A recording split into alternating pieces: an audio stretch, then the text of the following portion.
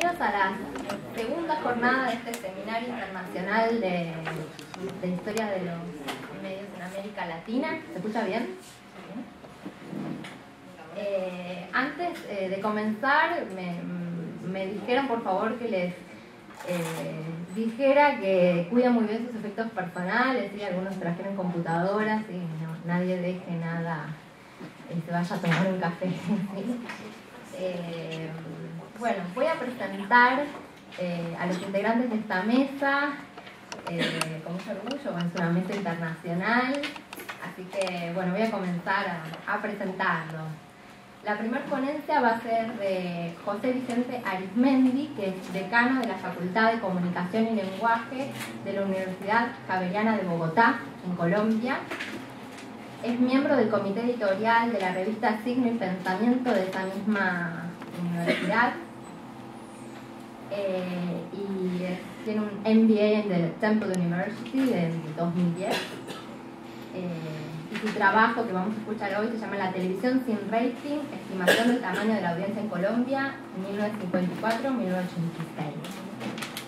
Luego tenemos a Eduardo Gutiérrez, del Departamento de Comunicación y Lenguaje de la Universidad Javeriana de Cali, también de Colombia. Es uno de los organizadores de este encuentro, junto a Mirta Gabriel y Mariano Mesman. Y él en realidad está aquí en representación de Ricardo Rodríguez Quintero y Adriana Rodríguez Sánchez, de esa misma institución, ¿sí? De la Universidad Javeriana de Cali, que no pudieron estar hoy con nosotros, pero Eduardo Gutiérrez ofreció gentilmente a leer su trabajo para que podamos conocerlo. Les comento quiénes son los autores. Ricardo Rodríguez Quintero y Adriana Rodríguez Sánchez son ambos profesores e investigadores del Departamento de Comunicación y Lenguaje de la Universidad Javeriana de Cali, en Colombia. Ambos son magíster de la Universidad del Valle. Rodríguez Quintero es magíster en Sociología y Rodríguez Sánchez es magíster en Comunicación y Diseño Cultural. Y ambos son comunicadores sociales y periodistas en Colombia. Juntos han publicado artículos dedicados a la investigación en torno a la televisión, entre ellos Más televisores que televisión, Espacios domésticos y televisión en Cali, entre 1954 y 1970. Otro de ellos es Geografía Pública de la Televisión en Cali a partir de Información de Prensa, 1954-1970, publicados en Signo y Pensamiento, que es la revista que presenté antes de la Universidad Javeriana de Colombia. Bueno, y el artículo de ellos que vamos a presentar hoy es Historia Social de la Televisión en Cali, Colombia, 1954-1988. Por último tenemos junto a mí a Ana Paula Goulart, de la Universidad Federal de Río de Janeiro, en Brasil.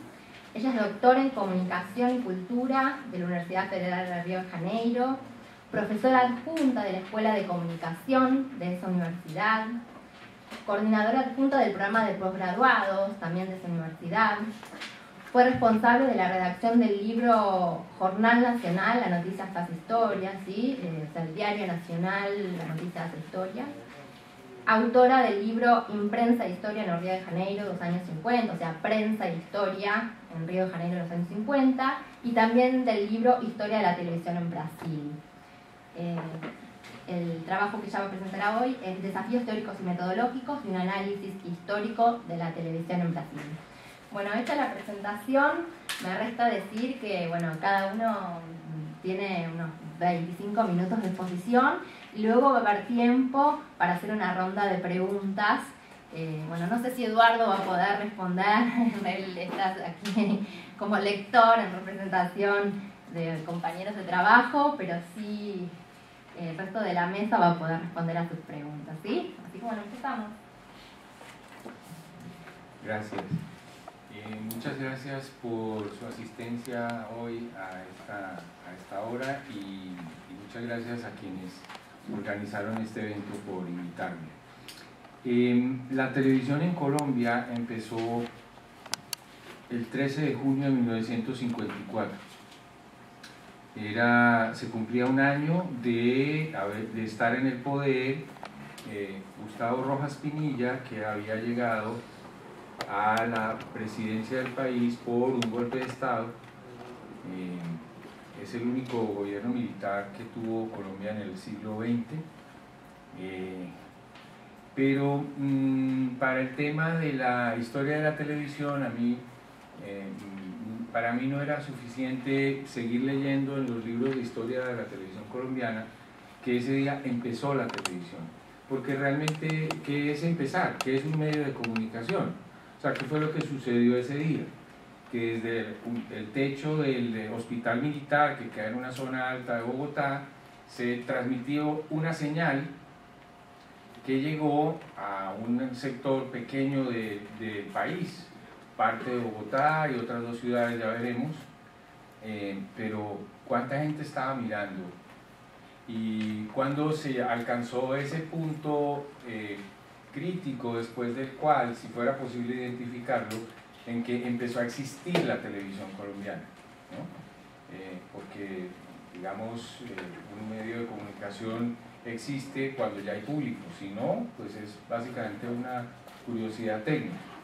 Un poquito de contexto.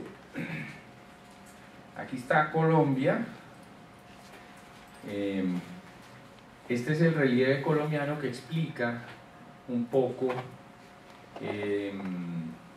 el país. Hay tres cordilleras que nacen en la frontera, o vienen de Ecuador, originalmente vienen desde Chile, digamos, y más o menos en esta zona se parten en tres, y entonces va la cordillera occidental, la cordillera central, no se ve muy bien acá, y la cordillera oriental. Esa mitad superior, o sea, el noroccidente de Colombia es el que está poblado, allí es donde vive el 90% de la población en Colombia. Toda la parte oriental es plana y no es atractiva para vivir, no se sabe muy bien por qué, hay menos variedad de climas, en fin. Pero digamos, la vida urbana en Colombia se concentra en esa mitad noroccidental del país. Y la televisión arrancó en Bogotá, la televisión arrancó en Bogotá, que está en la cordillera oriental. En el borde de esa cordillera se puso un transmisor que permitía que la señal llegara a Manizales, que es una ciudad pequeña, y a una zona de Medellín, que es la segunda ciudad del país. Eso fue lo que pasó el 13 de junio de 1954, para que la señal llegara a otras zonas del país, por ejemplo a Cali, que es la tercera ciudad más grande de Colombia y que está aquí. Pasaron 2 años, y para llegar a la parte norte del país faltaban 5 o 6 años, porque entre otras la electricidad no era constante, no cubría todo el territorio, en fin. O sea, la televisión se demoró más o menos unos 10 años en llegar incluso a la zona urbana de Colombia con cierta estabilidad. Hay zonas donde se demoró hasta 15, 20 años en llegar la televisión. De hecho, hace 3 años, en una de esas, a mí me gustan las curiosidades estadísticas, en uno de esos censos que se hizo en el año 2005, todavía hay como 100 municipios del país donde no hay televisión, o sea, no llega por antena aérea, porque es por ser tan montañosa. Entonces, lo que yo estaba buscando desde el principio era cuántos televidentes había, no solamente el 13 de junio, sino de ahí, del 54, sino de ahí para adelante, cómo fue creciendo, cómo se fue formando el público, aunque sea para contarlo. El problema es que Nielsen, que es la empresa que se especializó en el mundo en eso, llegó a Colombia en el año 86. Entonces hubo 32 años en los que no se sabía cuánta gente había allí. Lo simpático es que uno lee los libros que cuentan la historia de la televisión colombiana, y claro, es una autobiografía de anécdotas de quienes la hacían desde Bogotá, convencidos de que el país los estaba viendo, pero no los podía ver. Había sitios donde no había electricidad, había sitios donde no había señal, y entonces esto es como una especie de, si yo lo cuento yo soy el héroe, pero el público ¿dónde está? En estos 32 años, lo único que puede encontrarse con cierta certeza es cuántos televisores había, y eso nos podría dar una pista. Entonces la pregunta de cuántos televidentes se convirtió en cuántos televisores. Entonces, una primera fuente es el 14 de junio de 1954, la noticia de la inauguración de la televisión fue primera página en El Tiempo de Bogotá, y en páginas interiores hay un texto de un periodista que dice que los primeros 1000 receptores instalados en Bogotá contaron con una sintonía equivalente a 10:1. Los colocados en algunas vitrinas del centro de la ciudad permitieron que la gente de la calle conociera también la televisión en su primer día. Eso es un dato, pero es un dato poco fiable, o sea, es el cálculo de un periodista que escribió algo que uno no sabe si estaba muy entusiasmado o era escéptico, no se sabe si eran más de 1000, menos de 1000, en fin. Por el tono de la nota, parecería que el autor está muy interesado en que parezca que fue un gran fenómeno, pero es probable que esté exagerando. Pero bueno, eso no tiene ninguna base. Ese es un primer dato. Ahora, para saber de ahí para adelante cómo creció el parque de televisores, la prensa, cero, no había anuncios de que el gobierno importará no sé cuántos televisores, pero nunca había el reporte sistemático de decir efectivamente se cumplió el plan del gobierno o no se cumplió. Aparte era un gobierno militar y era complicado. Digamos, una de las fuentes a las que han acudido los historiadores preocupados por este tema, que curiosamente no le preocupa a mucha gente, es la UNESCO, que tenía a partir del año 63 en adelante, empezó a publicar unos anuarios estadísticos. En el del 63, por ejemplo, hay estadísticas desde el 51, 52 en adelante, y así poco a poco la UNESCO fue como llenando ese vacío. El problema es que, por eso tengo este texto aquí escaneado, la fuente de la UNESCO eran unos cuestionarios que mandaban desde París a los países y les decían cuántos radios hay allá, cuántas escuelas, cuál es su nivel de analfabetismo, cuántos televisores tiene. ¿Quién llenaba el cuestionario? Ni idea. ¿Con base en qué? Ni idea. Pero bueno, esa fue la fuente que durante años estuvo. Tuve la fortuna de revisar los 20 anuarios disponibles desde el 55 hasta el 86 y con base en esas cifras, bueno, realmente son como unos 12 anuarios, pero pude reconstruir, sacándolos de las tablas, los datos para Colombia. Según la UNESCO, al terminar el año 1955 había 20.000 televisores en Colombia y en el año 86 había 3 millones de televisores. Esa es la evolución. Los espacios vacíos es porque no hay datos de ese año. Ya veremos más adelante qué crítica se le podría hacer desde el punto de vista estadístico a este reporte, aparte de que ya pues, la sola descripción que he hecho da como para dudar, es decir, ¿quién dijo que eran 2,5 millones y no 2 millones o 1.800.000? En fin, es un poco arbitrario. Pero curiosamente esta es una fuente que todo el mundo da por fiable, ¿no? Estuve entonces pensando, bueno, ¿dónde más podría haber el tema de los televisores? El Departamento Administrativo Nacional de Estadística en Colombia publica unos anuarios de comercio exterior que encontré hace un año y resulta que esos anuarios están desde el año 40 y pico hasta ahorita. Y entonces consulté desde el 54 hasta el 86, en realidad consulté hasta el año 92. El problema es que del año 87 al 92 la manera de llevar la estadística se volvió inútil, porque desde el 54 hasta el 86 es posible rastrear la cantidad de televisores que se importaron legalmente. El problema es que del 87 al 92 ya no te dicen la cantidad sino el peso. Y uno dice, ¿y a mí qué me sirve saber que se importaron, no sé, 37 toneladas de televisores? ¿Cuánto pesa cada televisor? De ahí en adelante se volvió inútil. Pero en este periodo, este es el típico reporte, este es el reporte del año 54, una parte del reporte. Entonces dice número de televisores, ¿no? Países de origen, países de compra, que es diferente, incluso dice qué destino dentro de Colombia tenían, a dónde iban, cuánto costaron, en fin, había muchos datos. Este es otro reporte. Más adelante hay dos registros aduaneros para los televisores según si estaban combinados con radio, con gramófono o si eran solamente aparato receptor solo, porque durante los primeros 6 o 7 años los televisores no eran un aparato autónomo, eran un mueble que tenía tocadiscos a veces o tenía radio, en fin.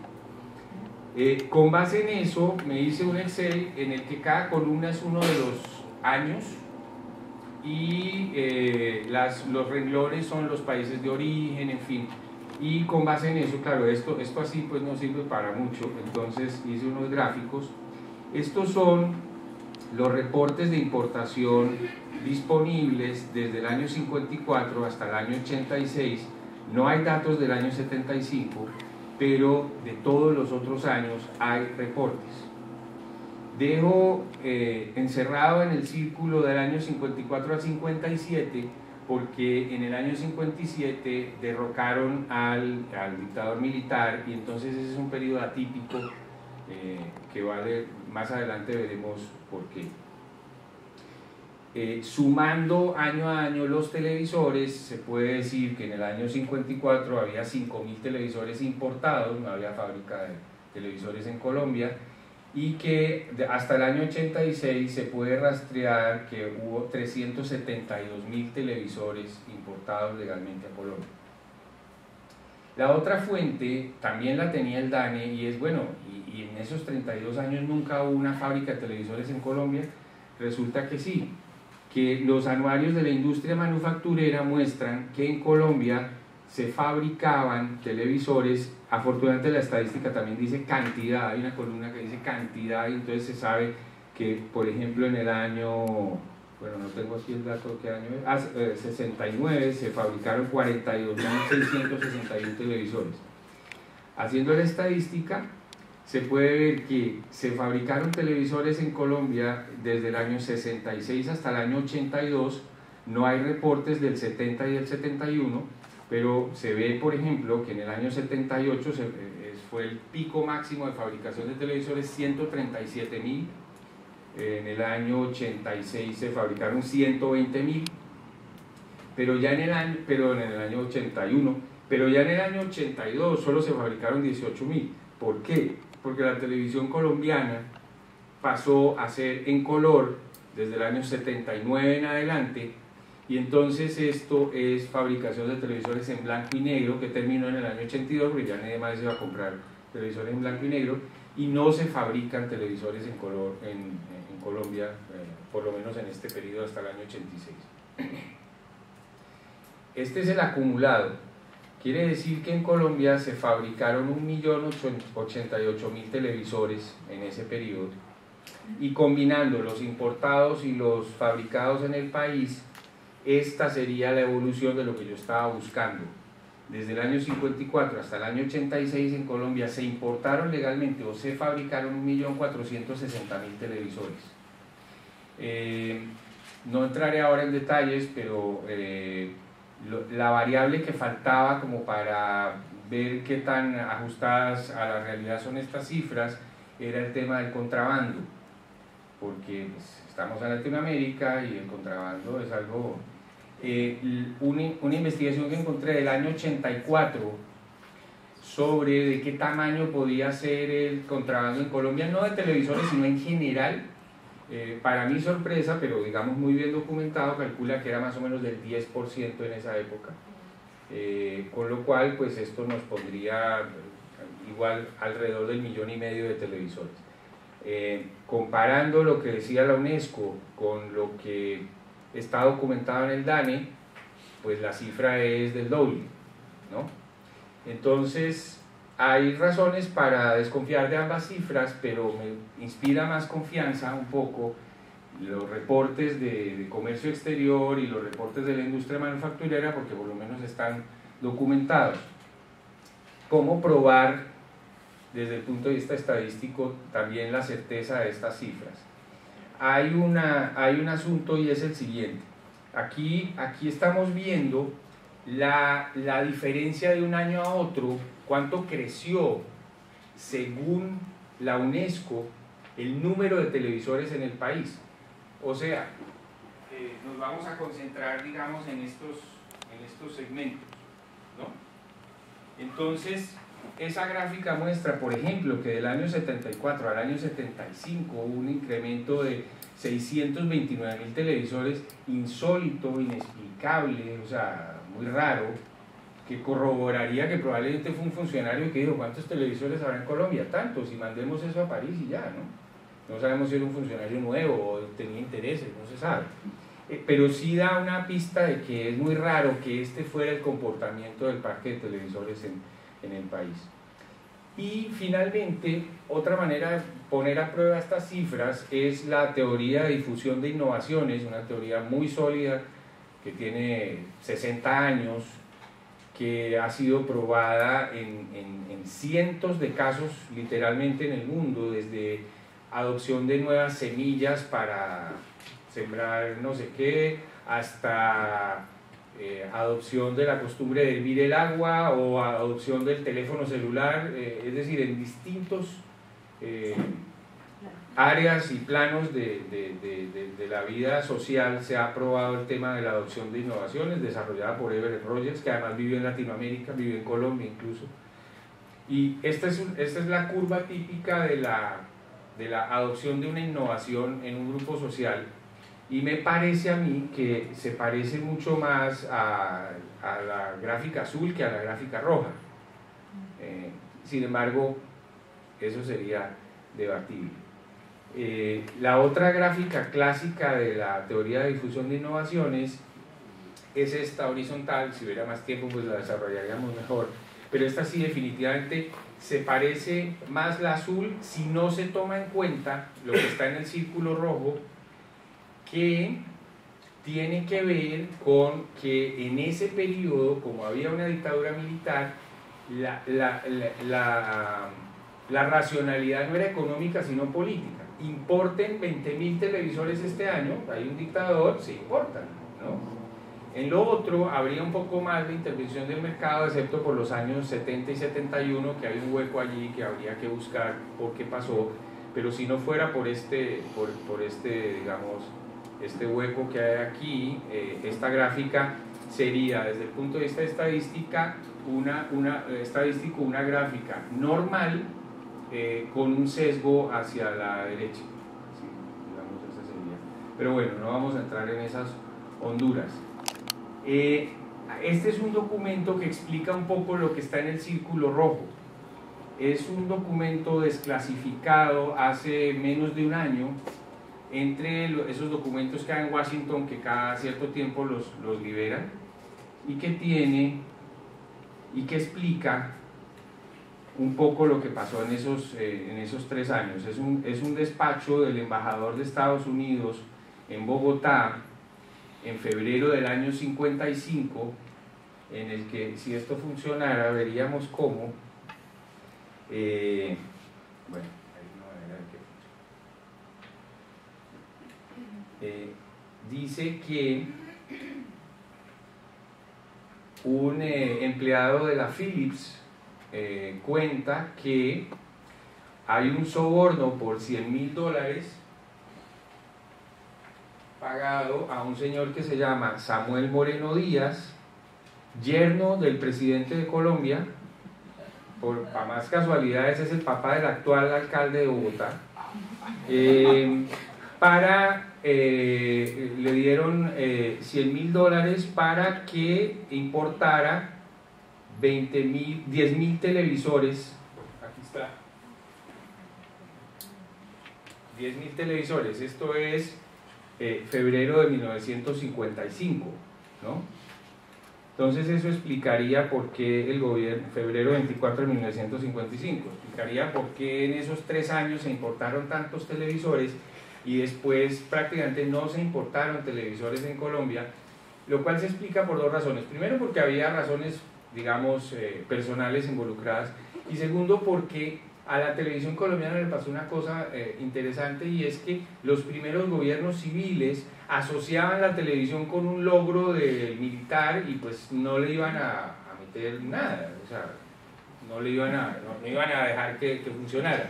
Tuvieron que pasar 6, 7 años como para que ya la televisión tuviera su propia personalidad, pero mientras tanto estaba asociada a Rojas Pinilla. ¿Era pública o privada? Pública. Pero al año, digamos, empezó siendo pública, empezó siendo parte del aparato de publicidad, de propaganda del gobierno, pero incluso aún dentro de la dictadura era tan difícil de sostener que como al año llegaron las agencias publicitarias norteamericanas y dijeron, mire, aquí lo que hay que hacer es financiarlo a través de publicidad, y empezó a ser mixta durante mucho tiempo. Esta presentación podría terminar allí, pero tengo una ñapa, que aquí en Argentina y en el sur se dice yapa, ¿no? En Perú también nos enteramos en estos días, y es la siguiente. En febrero de 1955 hubo un accidente naval en el que un barco que regresaba de Estados Unidos a Cartagena, un barco de guerra que venía de unas reparaciones, en una tormenta se sacudió, cayeron al agua 8 marineros, se murieron 7, pero hubo uno, que es este señor que se llama Luis Alejandro Velasco, que sobrevivió inexplicablemente 10 días en el mar y llegó deshidratado y quemado por el sol a las costas de Cartagena. Todos hemos oído hablar de eso por el relato de un náufrago de Gabriel García Márquez.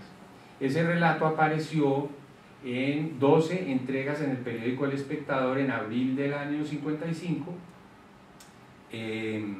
firmado por Luis Alejandro Velasco, porque García Márquez, que era un reportero del Espectador, consideró que el tipo era tan buen narrador que él era el autor, que García Márquez pensaba, yo solamente soy el escribano, o sea, este señor es un narrador nato. Febrero de 1955, contrabando, barco militar.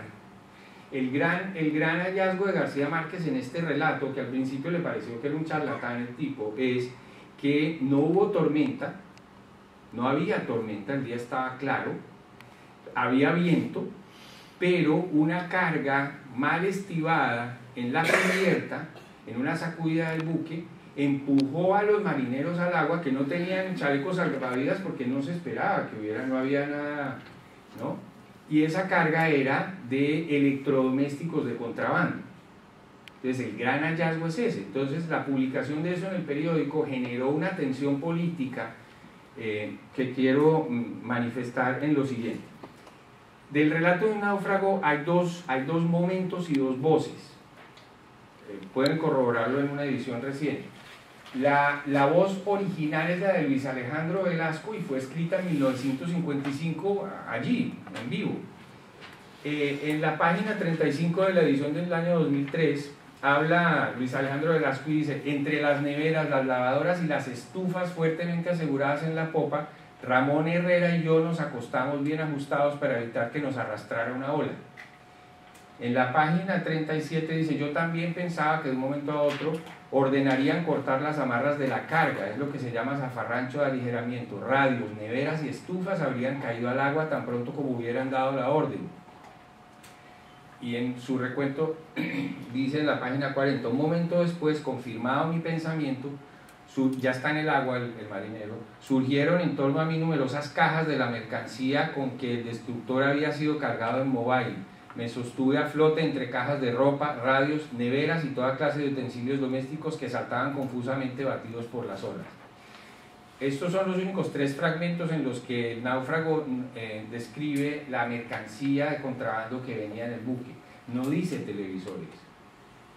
Pero en el año 69 o algo así, ya García Márquez había publicado 100 años de soledad, ya era alguien, ya vendía libros. Entonces un editor inteligente le dijo: oiga hombre, eso que usted publicó por allá en El Espectador, ese relato es suyo.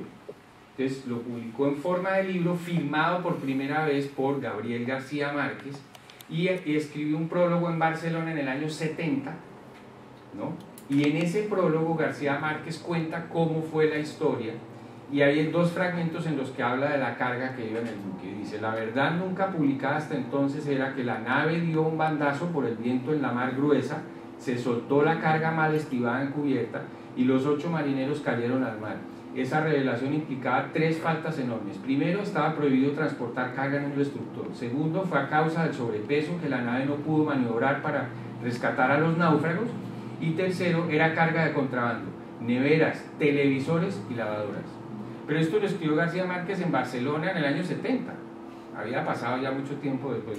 En otro fragmento dice: la dictadura, de acuerdo con una tradición muy propia de los gobiernos colombianos, se conformó con remendar la verdad con la retórica. Desmintió en un comunicado solemne que el destructor llevara mercancía de contrabando. Buscando el modo de sustentar nuestros cargos, le pedimos a Luis Alejandro Velasco la lista de sus compañeros de tripulación que tuvieran cámaras fotográficas. Aunque muchos pasaban vacaciones en distintos lugares del país, logramos encontrarlos para comprar las fotos que habían tomado durante el viaje. Una semana después de publicado en Episodios, aparece el relato completo en un suplemento especial ilustrado con las fotos compradas a los marineros. Al fondo de los grupos de amigos en alta mar se veían sin la menor posibilidad de equívoco, inclusive con sus marcas de fábrica, las cajas de mercancía de contrabando. Yo fui al archivo del Espectador, encontré esto publicado como en mayo del año 55, y la verdad es que ahí no se ven ni las marcas, ni se puede saber si son neveras, televisores o lavadoras o qué. O sea, esto lo escribió García Márquez 15 años después, como prólogo a un libro en Barcelona. Entonces, infortunadamente no es posible saber si en ese accidente venían televisores o no. Muchas gracias.